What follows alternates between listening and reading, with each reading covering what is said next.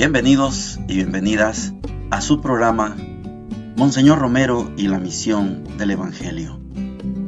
Un programa que lleva dos objetivos: conocer a Monseñor Romero y estudiar la Sagrada Escritura con un juicio crítico desde la teología de la liberación. Cada día tendremos un encuentro con Monseñor Romero y con el Dios de Jesús.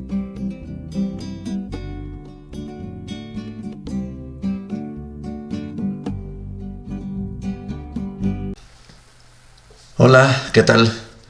Este es su programa Monseñor Romero y la misión del Evangelio. Es sábado 26 de abril. Hace unos minutos ha finalizado la homilía de el sepelio del Papa Franciscus Jorge Bergoglio, manifestando un recorrido sobre la vida del Papa Francisco. Es una homilía que amerita hacerle su verdadero análisis. El cardenal decano de Consejo Cardenalicio, Juan Bautista, ha sido el que ha pronunciado esas palabras. Me gusta mucho la conclusión. Francisco nos pedía que oráramos por él, y ahora decía el cardenal, ahora le pedimos a Francisco que ore por nosotros, y eso será permanente. Una etapa de nuestra historia ha terminado. No tengo esperanzas en que surja un nuevo cardenal latinoamericano que ocupe el cargo de papa. No me hago ilusiones. Lo que se hizo, nos quedó debiendo, pero hay que vivir con lo que se pudo hacer. Y al que viene, la próxima semana empezará el cónclave, y el que viene la tiene bien fácil, solo tiene que ser mejor que el Papa Francisco. Ser mejor que Juan Pablo II era fácil, ser mejor que Benedicto era fácil, ser mejor que el Papa Francisco no está fácil. Dios bendiga a nuestra iglesia. La primera parte de este día vamos acercándonos ya a los temas más duros, más difícil que desarrolló Monseñor Romero. 23 de marzo de 1980. Un pastor como Monseñor Romero no lo venden en la tienda de la esquina. Tener la claridad frente al gobierno de los Estados Unidos, frente al gobierno de El Salvador, frente a los cuerpos guerrilleros, no era absolutamente nada fácil. Oigamos a Monseñor. Para que se vea que el gesto de nuestros hermanos cristianos de Norteamérica no es un gesto aislado, me informan que ha habido allá muchos testimonios de grupos cristianos solidarizándose con la carta que le mandamos al señor presidente de Estados Unidos y apoyando nuestro deseo de que no se dé ayuda militar que va a redundar en represión de nuestro pueblo.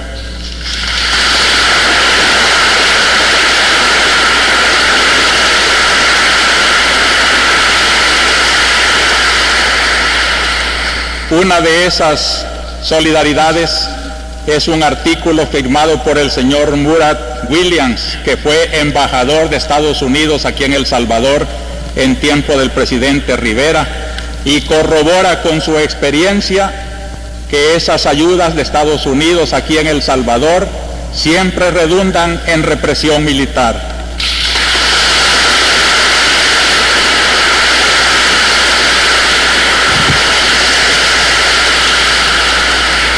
Puede haber confusión acerca de dos hechos, y por eso nuestra Secretaría de Información ha preparado dos aclaraciones. La primera se refiere al policía torturado en la catedral. La versión oficial deja un poco ambiguo el papel de nuestro arzobispado. dice que acudieron al arzobispado y el resultado fue negativo. Esa frase es muy peligrosa, porque nunca dejamos de atender cuando tenemos que hacer y hacemos lo que podemos.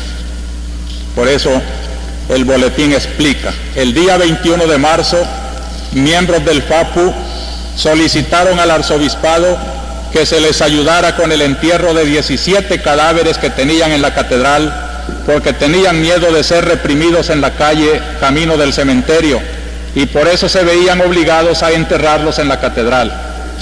El arzobispado prometió conseguir garantías para el entierro, lo que logró a través del Ministerio de Defensa, que mostró mucha atención en el caso, gestionando la participación de la Cruz Roja Internacional y solicitando participación del Ministerio de Salud Pública. Se les comunicó a los representantes de las organizaciones FAPU y BPR las gestiones hechas de parte del arzobispado, pero estos no se ponían de acuerdo. Unos aceptaron llevarlos al cementerio y los otros decían que los enterrarían en la catedral. Tanto los representantes del arzobispado como los miembros de la Cruz Roja Internacional les hicieron ver que ellos colaborarían en un entierro normal, pero no ampararían una manifestación de denuncia que se quisiera hacer con este motivo. Cuando se estaba en estos arreglos, el director de la Policía Nacional, coronel Reinaldo López Nuila, solicitó telefónicamente la intervención del arzobispado para que los ocupantes de la catedral liberaran al cabo Miguel Ángel Zúñiga, que había sido secuestrado por los ocupantes de la catedral. De inmediato el señor arzobispo mandó un delegado a la catedral, a quien no atendieron y le negaron tener allí al cabo Zúñiga. Luego, con un miembro del Socorro Jurídico, se dirigieron a la Universidad de El Salvador para hablar con la Coordinadora Revolucionaria de Masas, y allí les informaron que era cierto la captura del cabo, pero que ya lo habían liberado. Junto con los representantes de la Cruz Roja Internacional, se dialogó también sobre el entierro de los cadáveres. De este diálogo solo quedó decidido que los del BPR realizarían el entierro de sus miembros en el cementerio y los del FAPU lo harían en la catedral. Segundo, una comisión integrada por sacerdotes y laicos se hicieron presentes en el hospital militar para hablar con el cabo Miguel Ángel Zúñiga, quien manifestó que cuando pasaba frente a catedral se le acercaron 4 individuos armados de metralletas y lo introdujeron a la catedral, llevándolo al sótano, en donde lo golpearon y le aplicaron unos anillos de hierro en la muñeca y la mano, y le hacían descargas eléctricas y golpes en los oídos y el estómago, para que dijera el nombre de sus jefes y de sus compañeros, así como el número de los vehículos, y que todos estos datos los llevara a la Universidad Nacional. Uno de los que lo interrogaban le roció los ojos con un líquido de olor azufrado que le produjo gran dolor y ardor. Le decían que iban a hacer con él, si no colaboraba, lo que le hicieron a la gente de San Martín, y que iban a matar a su mamá. Le ponían las pistolas en la cabeza. Él les juraba por Dios y por su madre que nunca había torturado ni hecho mal a nadie. Por fin lo sacaron hasta la calle, donde abordó un taxi. El médico que lo atiende en el hospital manifestó que por de pronto el cabo Zúñiga no puede ver, pero que esperan que pueda recuperar la vista. Tiene inmovilizados 2 dedos a causa de las descargas eléctricas. Este es el caso del policía. De ninguna manera aprobamos una cosa tan cruel. La persona está por encima de nuestros modos de pensar y hay que respetar.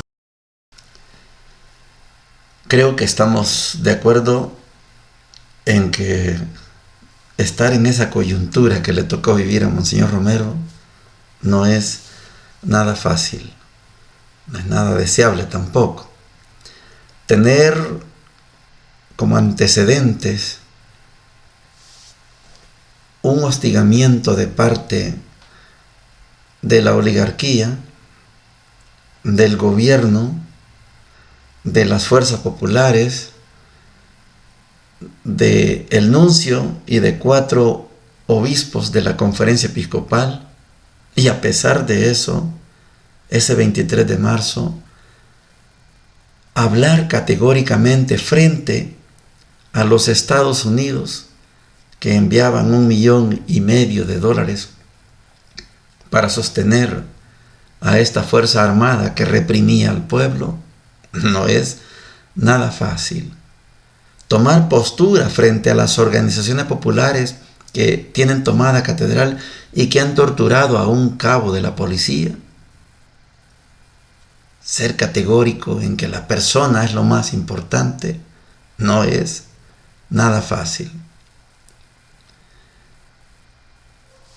La coyuntura que le tocó vivir a Monseñor Romero solo la podía asumir un profeta, un santo. Muchos se acobardaron, no hablaron, huyeron. Muchos guardaron silencio, pero Monseñor no podía guardar silencio. Monseñor tenía que ser pastor de las ovejas, y como me enseñaba este monseñor allá en Panamá, todavía no recuerdo el nombre, a los profetas o se les corta la cabeza o se las adornan, pero solamente así callan a un profeta. O te la corto o te la adorno. Si dejas que te la adorne, ¿para qué te la voy a cortar? Él me decía, recuerde que una cosa es ser pastor para cuidar ovejas y otra es ser pastor para ahuyentar al lobo. Buena frase. No solo se trata de cuidar ovejitas, también hay que poner la cara frente a los lobos feroces. Esto es un trabajo no de cualquier persona, pero Monseñor es nuestro ejemplo. Estaba pensando, lógicamente, que en otras ocasiones las homilías que hemos analizado nos hemos quedado en la parte doctrinal, no nos fuimos a la parte pastoral. Hoy sí, en esta homilía sí estamos estudiando la parte pastoral, porque hay que ver cómo esa doctrina que Monseñor Romero enseñó en los 3 puntos, lo primero que hay que salvar es la dignidad humana. Dios quiere salvar a todo el pueblo y la trascendencia le da el verdadero sentido a la liberación. 3 pensamientos. Estos 3 pensamientos, Monseñor los aplica en la realidad. Y aquí lo tenemos. Lo primero que hay que salvar es la dignidad de la persona. Pero si aquellos torturan y yo torturo, ¿cuál es la diferencia? No hay diferencia.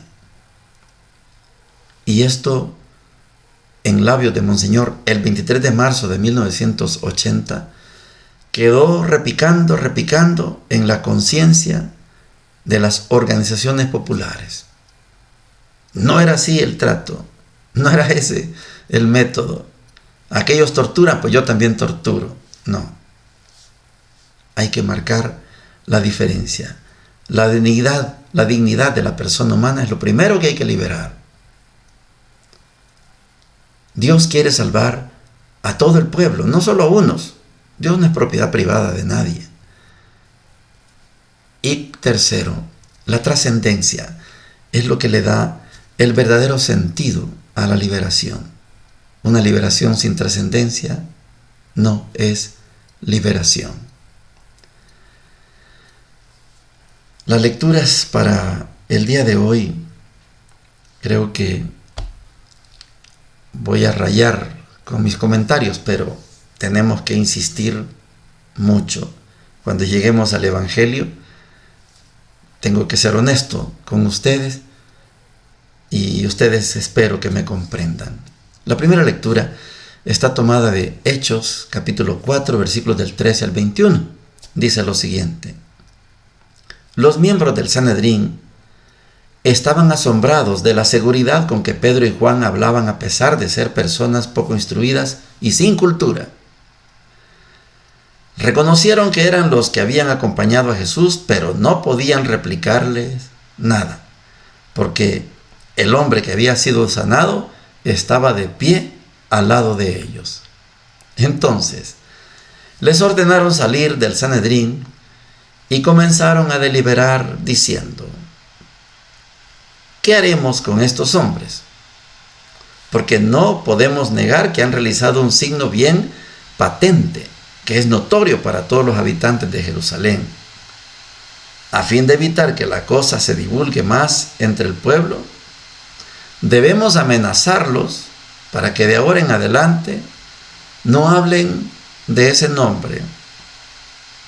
Los llamaron y les prohibieron terminantemente que dijeran una sola palabra o enseñaran en el nombre de Jesús.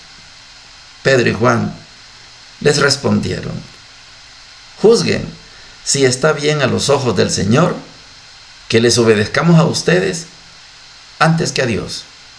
Nosotros no podemos callar lo que hemos visto y oído. Después de amenazarlos nuevamente, los dejaron en libertad, ya que no sabían cómo castigarlos por temor al pueblo que alababa a Dios al ver lo que había sucedido. Palabra de Dios. Te alabamos, Señor. Quizá usted solo escucha el mensaje, pero para quienes miran el video en Facebook o YouTube, pueden ver mi sonrisa. Es que me gusta cómo Lucas, en los Hechos de los Apóstoles, narra este encuentro. Ayer les hacía la mención del símil de los dos juicios: el juicio de Jesús de noche, sin testigos, sin defensa, y ahora Pedro y Juan están en un juicio. Anoche los encarcelaron, igual que Jesús, un día antes los había encarcelado. Ahora los tienen en un juicio frente al Sanedrín. Y ellos, el Sanedrín, saben que están contra la espada y la pared. Ellos son doctores de la ley, letrados, fariseos, saduceos, escribas. Ellos son personas con cultura, tienen cultura, saben mucho. Y están frente a dos pescadores, Santiago y Juan. Pero tienen como testigo la persona que ha sido sanada. La paralítica está a la par de ellos. ¿Los van a matar igual que a Jesús? ¿Qué hacemos? Prohibámosles que sigan enseñando en nombre de Jesús. A mí me da risa porque cuando el poder no tiene la razón, da lástima. A mí me da lástima el Sanedrín. Y lo digo con sonrisa incluida, me da lástima. ¿Por qué no pudieron tomar otra actitud? Al menos decir qué será lo que está pasando, por qué este tipo está curado y por qué nosotros no. No, les prohibimos. Me dan lástima. En toda la historia, cuando el poder pierde la razón, dan lástima. Yo tengo 63 años y puedo contar diversas etapas de la historia, al menos la que yo he vivido y alguna que he leído. Y el poder, cuando pierde la razón, da lástima. Frente a dos pescadores, el Sanedrín da lástima. No tienen argumentos. Les prohibimos. ¿Con qué argumento les prohíben ustedes? Y Pedro y Juan: no podemos callar lo que hemos visto y oído. ¿Y quieren que les hagamos caso a ustedes? Juzguen ustedes. Ustedes son la autoridad de Dios. Juzguen. Juzguen si es posible hacerles caso a ustedes en vez de hacerle caso a Dios. Juzguen. Ustedes son la autoridad. Yo creo que lo que estamos viviendo hoy con el Papa Francisco, yo les cuento, yo no tengo ningún sentimiento de dolor por la muerte del Papa. Yo estaba preparado para recibir la noticia desde que se enfermó. Ya le hicieron una cirugía antes, etcétera, y lo ponen con respiración asistida. Yo me hice la idea que el Papa Francisco no iba a salir de esa enfermedad. Tuvo un ínterin, un momento sin oxígeno, sin respiración asistida, pero fue solo para despedirse. Y como decía el padre Juan Bautista, el cardenal Juan Bautista, hoy en la homilía, hace quizás una hora, en mi mente decía, va a quedar la figura del Papa Francisco que sale al balcón papal, al balcón de la Basílica de San Pedro, al lugar al que él pertenecía, y ya sin voz nos dio la bendición Urbi et Orbe, la bendición de Roma para el mundo, y dio un paseo por la plaza de San Pedro y se murió. No tengo dolor porque sé que el Papa Francisco hizo lo que pudo hacer.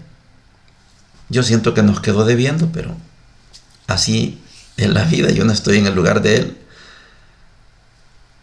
Estoy tranquilo porque deja una hermosa huella, varias huellas, pero una hermosa huella para los siguientes papas que vengan. Así tienen que ser los papas, con esa humildad. Los lujos, no. Ayer veía que le enfocaron, no zapatos rojos, zapatos negros, los que usaba. ¿Sí? Ese es el Papa. La humildad. Y ojalá la Iglesia en adelante nunca pretenda borrar los legados, son varios, los legados que ha dejado el Papa Francisco. Dios nos libre de una involución.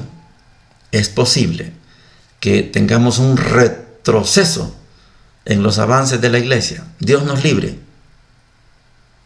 Voy a decir igual que el Sanedrín, ya no tienen razón y van a dar lástima, porque el poder que tiene el Vaticano no lo tiene ningún gobierno, nadie. Ese poder del Vaticano puede servir para avanzar o para retroceder. Si retroceden, en mi concepto, van a dar lástima. Para mí, de ahora en adelante, solo hay propiedades para avanzar. Yo amo a mi iglesia, nunca he pensado abandonarla, nunca, pero siempre voy a querer más. Y después del Papa Francisco, yo espero más. Esta semana será el cónclave, quizá el otro fin de semana o antes tendremos ya al nuevo Papa. Negro, chele, amarillo, del color que sea, que le dé continuidad al trabajo que llevaba Francisco y que nos lleve hacia adelante. La lectura, aquí les quería decir que espero que ustedes estén listos para lo que voy a decir, porque vamos a leer Marcos capítulo 16 del 9 al 15 y dice lo siguiente: Jesús, que había resucitado a la mañana del primer día de la semana, se apareció primero a María Magdalena, aquella de quien había echado 7 demonios. Ella fue a contarlo a los que siempre lo habían acompañado, que estaban afligidos y lloraban. Cuando la oyeron decir que Jesús estaba vivo y que lo había visto, no le creyeron. Después se mostró con otro aspecto a 2 de ellos que iban caminando hacia un poblado, y ellos fueron a anunciarlo a los demás, pero tampoco les creyeron.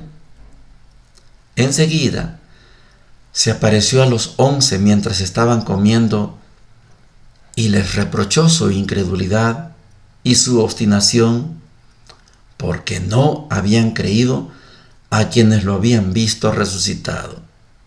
Entonces les dijo: vayan por todo el mundo, anuncia la buena noticia a toda la creación. Palabra del Señor. Gloria y honor a ti, Señor Jesús.